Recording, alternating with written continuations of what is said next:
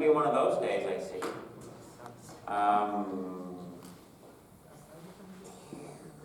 Screen controls.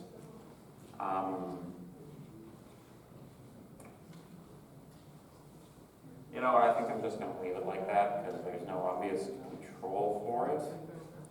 And, like, we can still see the screen, so that's nice.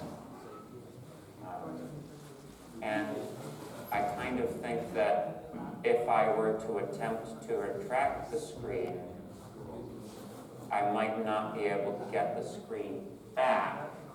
And the wall behind the screen is dark blue and not good for projecting. So, I guess we're just going to be projecting our lesson today onto Java the Hutt. So, yeah. Well.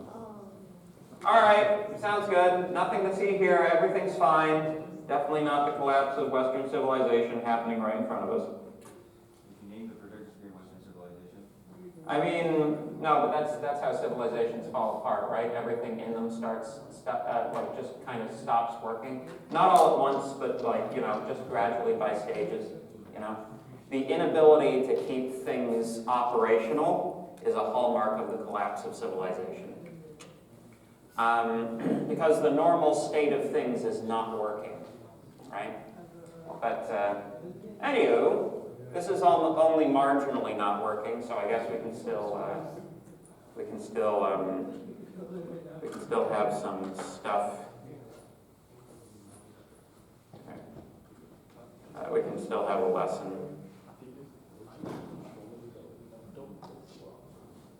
For as long as we're able to have it anyway.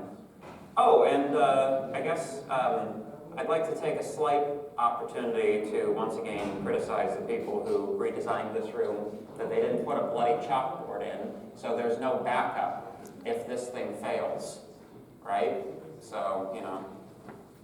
Yay! That actually happened earlier in the semester to one of the rooms I was teaching, and the projector just simply didn't work, so I had to do the whole thing on the chalkboard. I don't know what we do in this room, you know? There's nothing. I suppose I could write on the walls like those guys did. But anyway.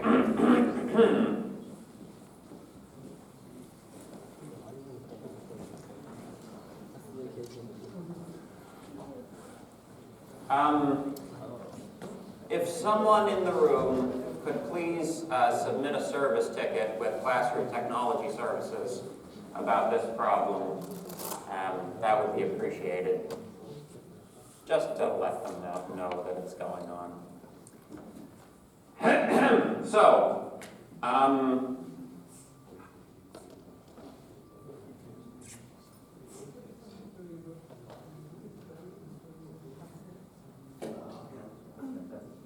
right. Any announcements? I don't think there are any announcements.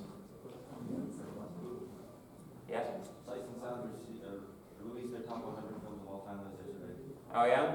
Yeah. What's the top film of all time? It's French, so I can't pronounce it. Hold on. Oh, geez. Well, I mean, okay. Well, to be fair, the last 7 decades were English films. The last 7 decades were what? English films. Oh. So Citizen Kane or Vertigo.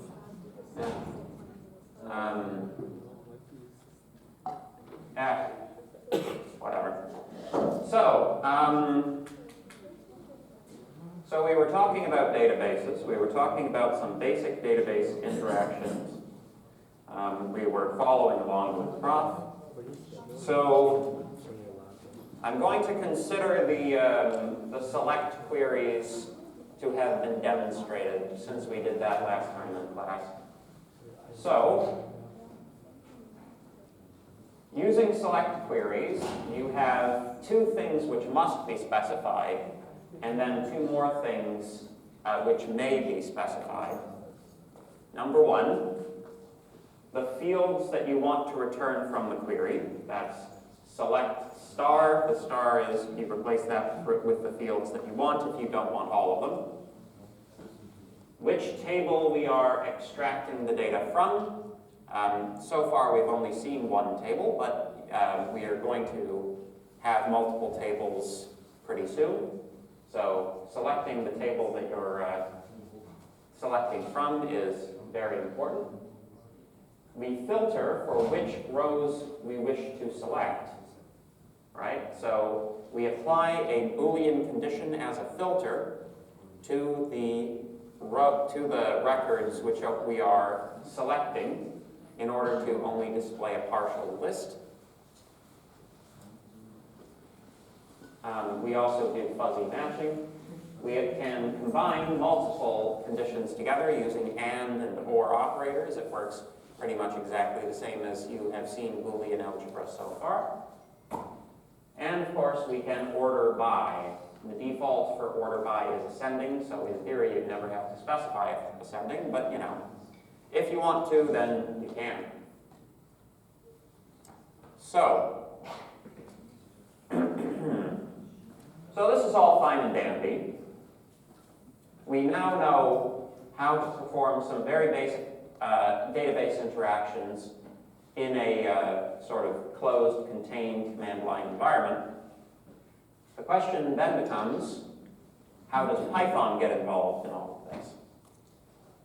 Well, similarly to the file I/O that we saw in the previous unit, we can import the SQLite3 library into Python in order to be able to work with database files inside of a Python script, which of course is a very useful thing to be able to do, particularly if you're doing an assignment or an exam or something like that. Hint, hint. So, the basic pattern is, of course, to open the database to get the database handle. That should sound very familiar, right? Notice it's SQLite3.connect, videostore.db, rather than just using our plain old open, right? The database files themselves are binary encoded rather than being character encoded. So just opening a database file as a, using a regular open procedure, while that is still possible, of course, the data that you get from that is not going to be very useful to you or interesting, because it's just going to look like if you opened up a JPEG or something, just a bunch of random characters. We then, of course, perform the operations that we wish to perform on the database using the database handle, and we close the database handle at the end to return the return lock on the resource to the operating system. Making sense so far? Doesn't sound too bad, right? Python will automatically convert some Python data types into SQL data types. So null in SQL becomes none in Python. I know we didn't really talk about it too much. I think they talked about it a bit in the tutorial. The none type here, or the none literal, is essentially your equivalent to a null in Java or undefined in some other languages. Integers are, of course, ints. Reals are, of course, floats. Both text and date get stored as strings in Python. If you want to further convert the date to a more meaningful representation than a string, there is a datetime library. It's one of the slide sets that I skipped and we might get to next week. There's a method in there for parsing datetime objects from strings, which we'll get to if we get to it. So, all SQL statements are passed as a string to the database using some variant of the execute command. Furthermore, we also, once we've opened the database, we also need a cursor object. So what this is doing inside of Python is simulating the command line interface that we were using previously. All right? That's important. That's important conceptually. We are using Python to access a database in the same manner that we were using a command line to access a database. In the command line, we typed a bunch of characters, which of course is a string. We hit enter, that was sent, right? Here, we compose a string, send it to a cursor object, and then it's executed. We do first, however, need to create a cursor object or initialize a cursor object in order to be able to send things through that interface. So in addition to opening and connecting to the database itself and retrieving a database handler object, that database handler object must also be used to create a cursor, right? Hopefully, does everybody know what a cursor is? You've heard the word before? I'm not sure. Anybody not heard what a cursor is?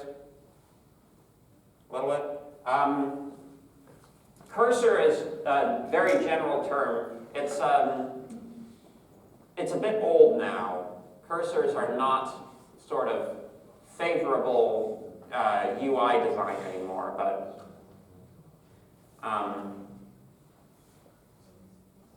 this guy right here, that's the mouse cursor, right? When you are typing in a Word document, the little blinking line, you know, vertical or horizontal, that is the cursor for that document, right? When you are in a command line interface, this little blinking square, that is the cursor. So the cursor is the entry point for data entered by the user into a program. Be that program the operating system in general, a terminal specifically, or even in this case, we are simulating a cursor despite the fact that it's not directly connected up to you know, the keyboard or other sorts of things. Make sense? Good. Again, UI, like user interfaces that are based on touch screens, generally speaking, won't have a cursor, right? The cursor is considered your finger to a degree, right? So while UI has been kind of moving away from, you know, illustrating explicit cursor icons and that sort of thing, and sort of building them into you, the person, instead of the electronic interface, it's also important to realize that under the hood, a lot of these touchscreen interfaces actually use a lot of the same, like, you can design an app so that it works on both you know, PCs and mobile platforms by simply saying, you know, specifying for the app, I want you to treat, you know, touchscreen presses as if they were cursor clicks, right? And then you just use the cursor, like it creates a cursor click event at the point specified by the touchscreen press, and that, you know, in the end, everything roots back to the cursor logic, right? Now, there are some new fancy ways to scroll, right? You know, the two finger swipe scroll and the pinch view to zoom, you know, these types of things are additions, right? But, you know, fundamentally, they're, like, a lot of those are also sort of wiring themselves up to cursor functions on various programs. Make sense? So far, so good? Yeah. Good. Steve Jobs ruined everything by making things too intuitive. Yes? Is there a reason why the SQL library simulates a command line instead of just working kind of like a standard Python library where you just do dot and then what you want to do?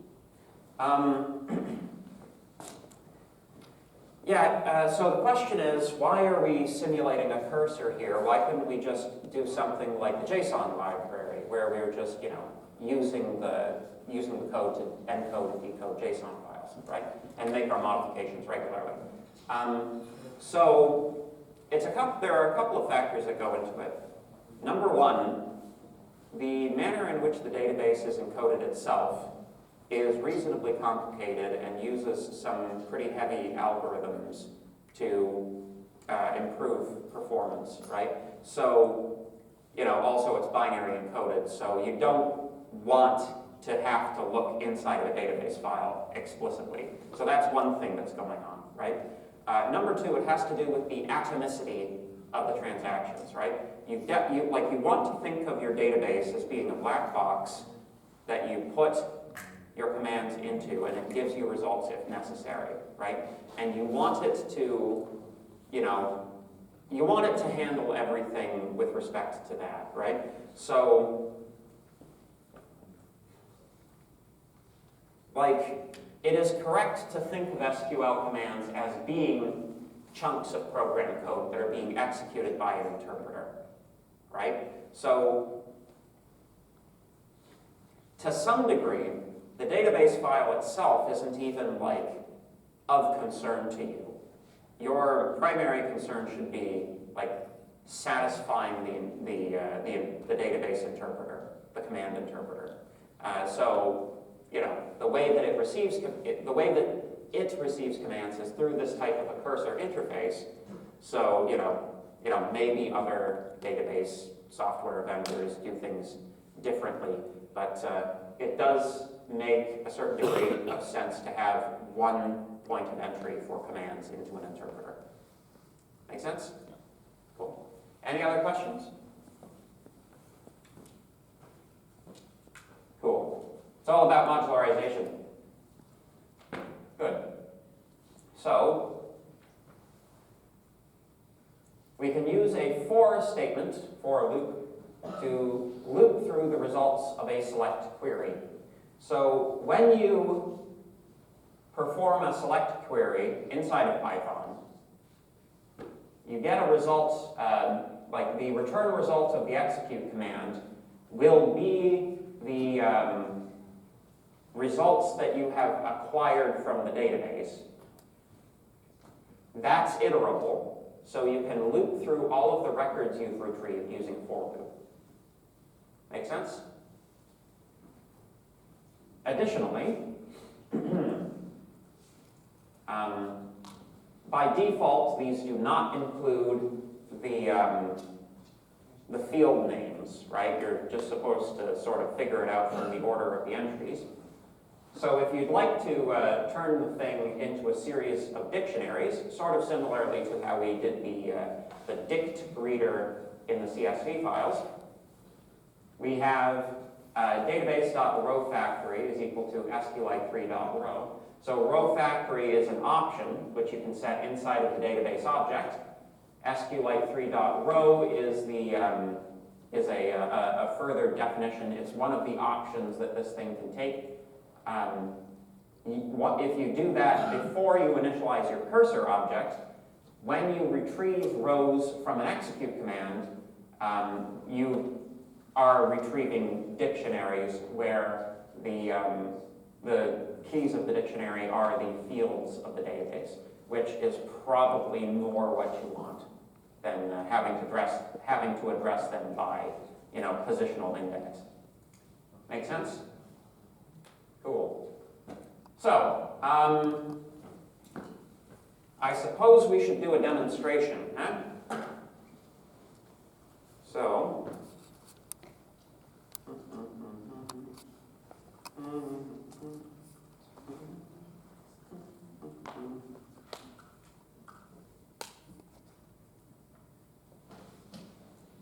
Where's my database file?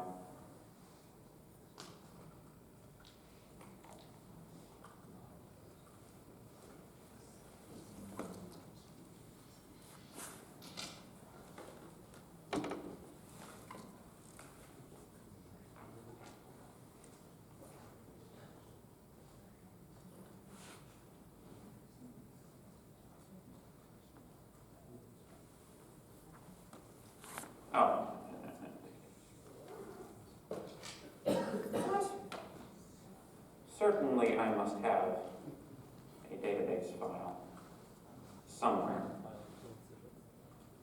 Like what folder were we doing this in? Oh God. All right. I guess we'll use the Spring version of the database. I don't know where it went. All right. So we've got videostore.db right there. So get it. SQL stuff.py. This will be, oh, hey, it already exists. Whoops. Just start a new one.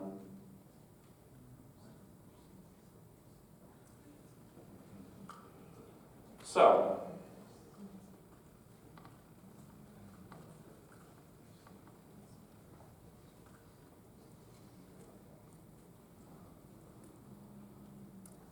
first thing we want to do is, of course, import SQLite 3. Next, we create the database handler object, SQLite3.connect. Provide the name of the database file, which I believe is capitalized in this case. Yes. Yes, it is. Videostore.py. No, db, pardon me, thank you. And then we do a bunch of stuff and db.close. So let's just run that for the time being and make sure that we haven't any errors. Python 3, what do I call it? SQL queries.py. There we go, executes, no errors, but it also doesn't do anything. Good. So far, so good.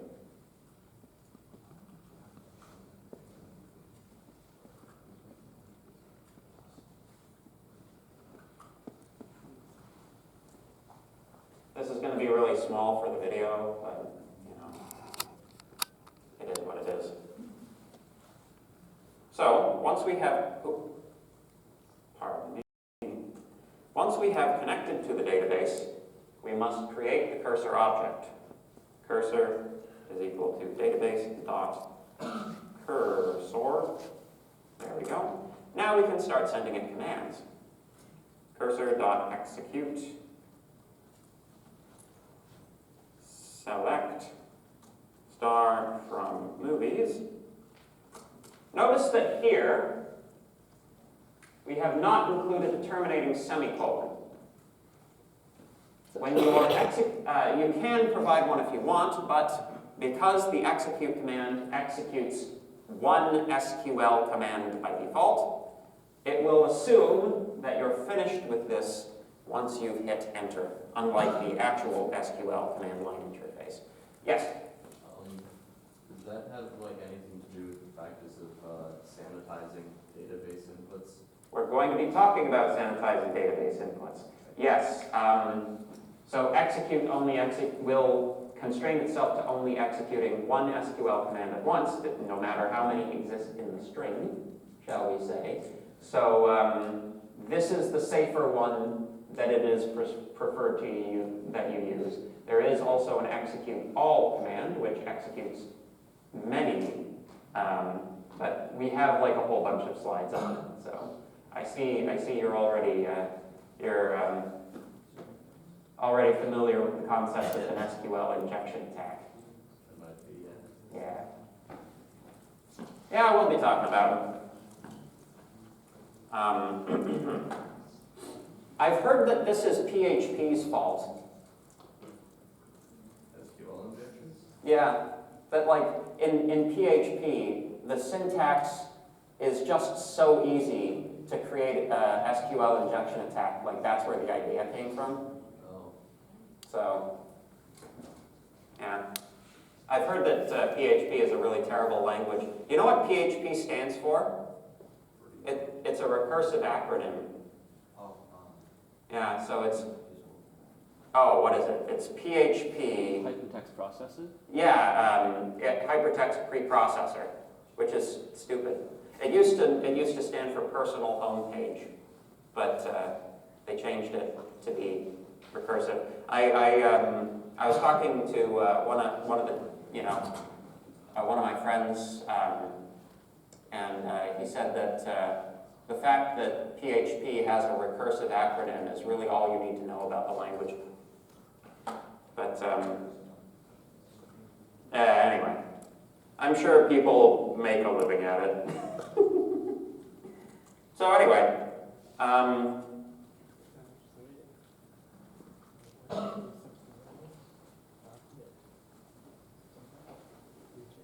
so it's kind of, one important thing to note here is that while, sort of later on in the slides, we discussed that the return result of the execute function stores the results which are returned from the database, query that you're executing.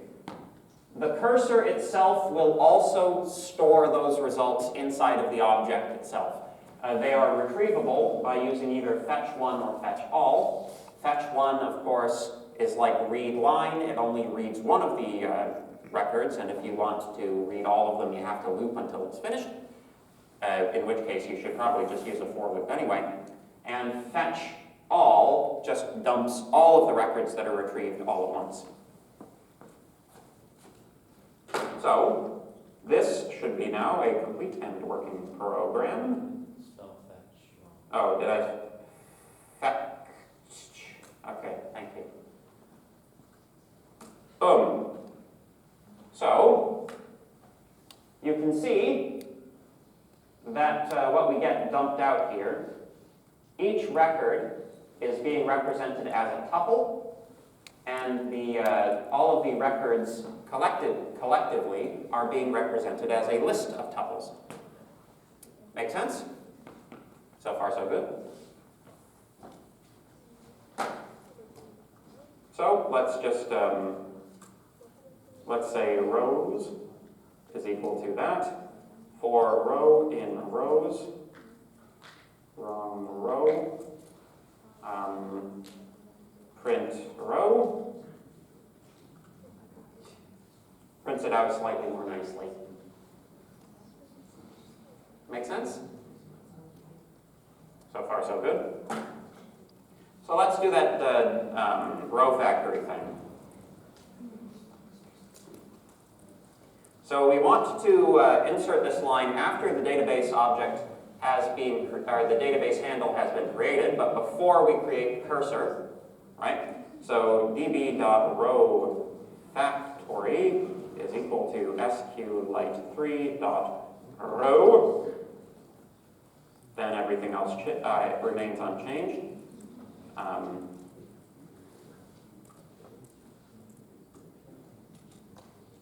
You can see we now have row objects rather than proper dictionaries, but they should be castable to dictionaries, and yes, they are. So it's kind of that same thing where, like, if you use the range function to create a range, it doesn't actually give you the contents of the range. When you ask to print it, it says this is a range object, right? And it's kind of the same thing. If you use the row factory, it creates row objects which can be cast to dictionaries just by like regular casting. Make sense?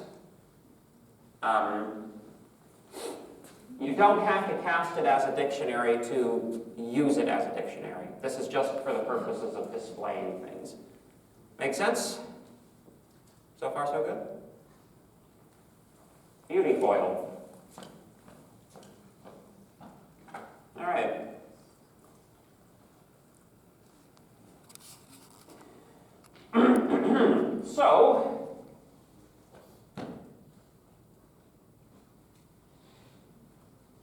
So far we've only retrieved information from the database. We can also send information to the database using the same mechanism.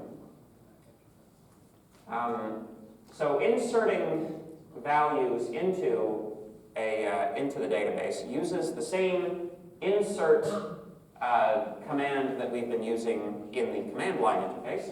However, we are doing something slightly different here. Rather than just dumping the strings that we want to be sent to the database, we have this interesting thing going on with a bunch of question marks.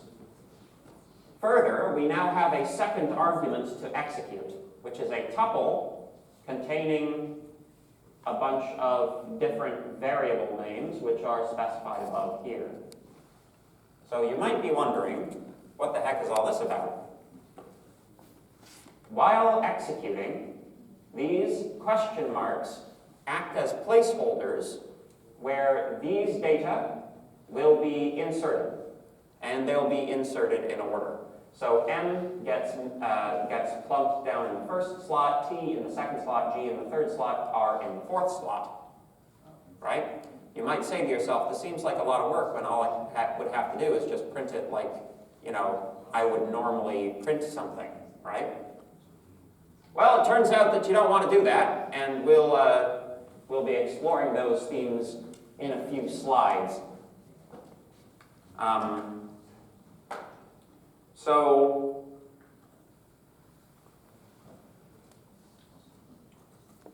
we can say cursor dot execute insert into movies values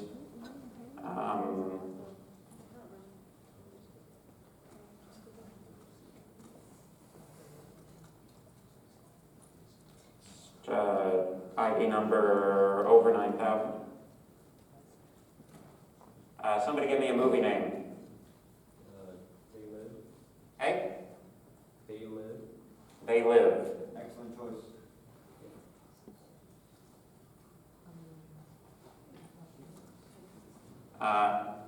Is that horror? I'm assuming that's a zombie movie. Science fiction. Science fiction? Okay. It's about aliens taking over society.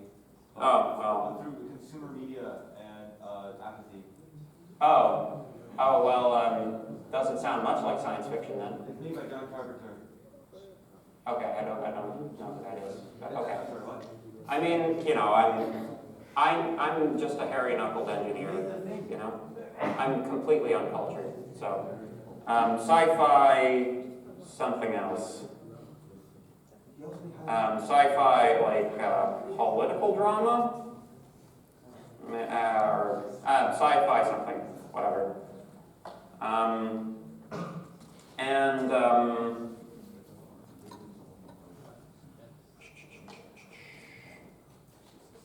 Rating, I'm going to assume that that's rated PG.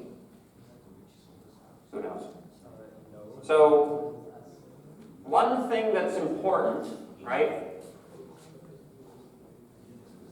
When using the Python interface, you have one additional step that you don't have in the command line interface with SQL. If you don't commit, then the changes are lost, right? So when you're finished making any changes or adding any data to the database that you may wish to make, cursor dot commit, that will actually save the data. All right? Save that up. Let's execute. Oh, cursor object has no I'm sorry, yeah, it's database. That's an error. It's an error in the slides. I've been meaning to fix for quite some time. It's actually database not .commit, not cursor .commit. I need to save this though. Save. There we go. So now, if I open up in SQLite 3, the same video store.db, and I ask for a select star from movies query, you can see that the data that was added via the Python interface has actually been saved to the file because we can retrieve it from a means exterior to Python. Make sense? Cool. Good. So I'm going to kind of skip around a little bit since the issue has come up. We're gonna jump right to what the bloody hell those question marks are about. All right. So.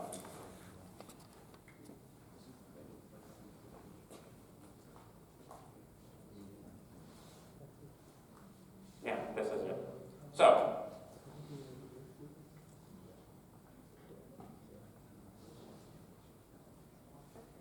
Yeah, this is the slide. So, the sort of intuitive way that a lot of you might have imagined that that string might have been constructed would be simply to plop something in to the middle of the string using concatenation. Now, it's not really like, in our example, it was somewhat facile because we've hard-coded the input that we're wanting to write into the database into the Python file itself. But in most situations, that input's going to be coming from somewhere else. It's not going to be hard-coded, right? So in this case, we are asking the user to input a rating that they'd like to search for, and we are returning a database query, which is all of those movies which match the selected rating. And we are just plunking that into the middle of the string without really thinking about it, right? So let's imagine that the user has entered PG. Our search string becomes select star from movies where rating equals PG. Everything looks like it works just fine. Right? Make sense? Here's a question though. What if the user enters a character that's not expected, right? In this particular query, there are double quotes around whatever the user is putting into the query. What if the user put quotes into the query that they're asking for themselves, right? So, for example, parental guidance.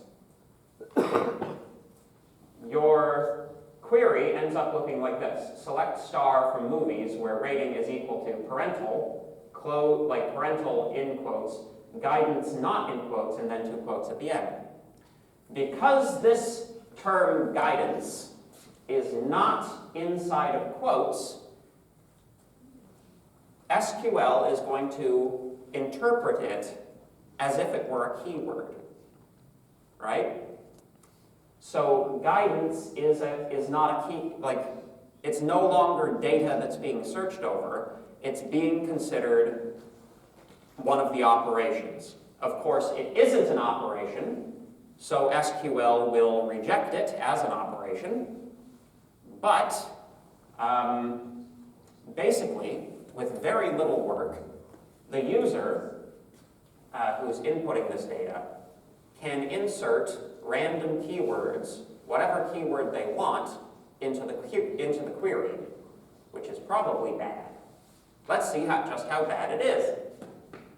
Let's imagine that their query is PG or X is equal to X, with the two quotes missing.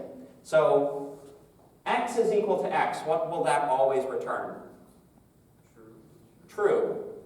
What is anything or true? So how many entries will the resultant command, return? All of them, right? It will return the entire contents of the database rather than only those fields which are meant to be selected, right? So, let's just imagine a hypothetical scenario. Let's say some of your records are meant to be read by external users and some of them aren't. And whether or not they are or aren't, that's stored in a Boolean in the table, right? And let's say that this query, for whatever reason, you designed it so that if the request coming through this means, like if a request is coming through this means, it checks to make sure that the Boolean variable is false before displaying it, something like that. You're trying to restrict data from being seen that way, right? Something like this means that restricted data would be fully accessible to the user, right? Which is bad, very, very bad. That would constitute a security breach. Make sense? It gets worse, if you can possibly imagine. Let's imagine that the person performing the SQL injection attack is extra clever and realizes that if you put a semicolon into the middle of this thing, you can just start a new command, right? So long as the thing ends with a quote and is syntactically complete and correct, then you can actually insert multiple commands this way. Now, there are some protections. Execute will, like the execute command itself, will stop at the first command. It won't execute more than one command, but there's another one called execute all, which will not stop at executing only one command, including those that were put there maliciously. So we haven't done what delete from movies where x equals x means, but I think that a lot of you might be able to find, like, just intuitively know that that wipes the database, right? So, and this is all, like, we haven't done anything to the query, right? This is all from the same query, all of these possible means of attack. Even worse, possibly, drop table movies. You can just drop the table in its entirety. That little hyphen there, in SQL, 2 hyphens is your comment character. So you can actually insert a comment character and, like, not even have to worry about terminating the rest of the query. You can just comment out the rest of whatever query was set up for you to insert into. So drop table movies destroys the table in its entirety. Yes? Is there a wildcard character so that you can drop all the tables? Ooh, yeah, I think if you, like, drop table star might just drop everything. Maybe. I don't know, I'd have to try it. But yeah, so this is what's known as an SQL injection attack. SQL injection attacks are actually reasonably common. A lot of the time when you hear about these big data breaches of like companies and they lose, like, you know, 50,000 or 500,000 users' information, it's because there's been a successful SQL injection attack on their database. So, when the user input is mixed into a query string in this manner, applications become vulnerable to SQL injection attack. This occurs when the attacker injects their own SQL commands as a string that accidentally gets executed by the database. This can be used to see more data than intended, which is terrible if it's bank records, for instance. This can be used to trick login checks and gain access without knowing passwords. So you can hack into people's accounts this way. This can be used to access data from other tables using the join command. You know, maybe you need to know what those other tables are called, maybe you don't, you know. If you can manage to get more than one command executed, you can also, like, ask to see what the names of the tables are and then do things that way, right? They can even be used to modify or delete data if sufficient protections are not enabled. The number one rule of web security is to never trust the user, ever, for any reason whatsoever. Never trust them, they're never trustworthy. So, there's a humorous XKCD, classic XKCD cartoon, where the mother names her son an SQL injection attack, and then the school loses their student records. So that's fun. You guys read XKCD? Yeah? How many people don't? You should start. It's like, it's part of the software engineering culture. So, SQL injection attacks are the #1 security threat to web applications, at least according to like when this data was pulled up when the slides were made. Many large-scale breaches are due to SQL injection attacks. Yahoo at one point lost 500,000 login credentials in 2012. There's like a whole list of them on Wikipedia. Yes? So, is it the #1 security threat because it's like hard to prevent, or because it's easy to accidentally allow for like developer complacency? I think it's a combination of it's easy for a complacent developer to not guard against it, and when a breach happens, it can be catastrophic. So it's like means of access multiplied by the damage it can do, right? So, like, you know, just to demonstrate how serious, you know, these types of attacks can be, I don't know, does anybody remember, it was in the news like, I don't know, like 5 years ago, something like that. Do you remember the Ashley Madison cyber attack? No? Okay. That was like 10 years ago. Was it 10 years ago? Oh, I'm getting old, man. All right. So, Ashley Madison was a dating website for married people. So it is a dating website whose sole purpose is to enable, aid, and abet infidelity. Oh, Right? yeah. There was a YouTube channel that was on that thing, and it was a religious Christian channel, and it was completely destroyed because of a fake pregnancy scare thing, and That sounds like something completely different from what I'm talking about, but yes. I think they were on this website, and they yes. kind of broke the whole like perfect relationship. Yeah. So anyway, right? Think about that website as a business, right? Your database is essentially entirely filled with people you can blackmail, right? So they had a security breach, they lost their database, and a bunch of people got blackmailed, you know? So I guess the moral of the story is don't cheat. Because, you know, if you're going to cheat, don't trust the internet, I guess, is the moral of the story. But yeah, so that was kind of an interesting high-profile one. Yes? Actually, the moral of the story, in my opinion, is maybe the real cheat, but the friends will be the one who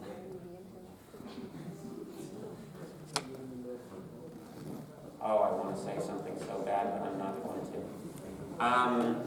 Yeah, okay. Anyway, just one final point, because since we do have like my pointer reaches all the way to the clock, that's cool. One final point.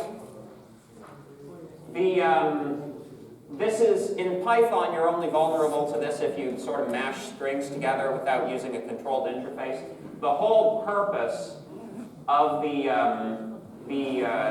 question mark insertion method here is that this causes Python to check to make sure that none of these things contain an SQL injection attack. You know, this is part of its automatic checking. Obviously, it takes a little bit longer, but it's much safer. Always use execute, never use execute all. Thank you and goodbye.